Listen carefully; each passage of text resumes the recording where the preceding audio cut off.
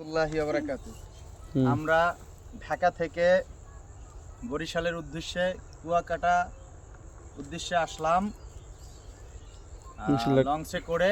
এখান থেকে এসে আমরা আসলাম কলাপাড়া আজকে সময় কাটালাম ছোট ভাই সজীবের বাড়িতে।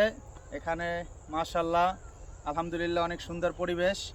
ধান ক্ষেতের ভিতরে এসে একটা লাইভ করতেছি, খুব ভালোই লাগতেছে আবহাওয়াটা। আসলে আগে পরে বরিশালে কখনো আসা হয়নি। তো কুয়াকাটা আগামীকালকে সকালে রওনা দিব ইনশাল্লাহ। কুয়াকাটা যে আপনাদেরকে কুয়াকাটার দৃশ্যগুলো দেখাবো। এর আগে আমরা এখানকার ধান ক্ষেতের কিছু দৃশ্য নিয়ে নিলাম। বরিশালে আসলাম যদি বরিশালে আসলাম যদি ধান ক্ষেতের দৃশ্যই না নেই, তাহলে আসলে বরিশালের স্মৃতি কি রইল। এজন্য আমরা ধান ক্ষেতের ভিতরে আসলাম এবং কি কিছু ভিডিও করতেছি, লাইভ করতেছি এবং কি মোটামুটি আবহাওয়াটা খুব সুন্দর লাগতেছে।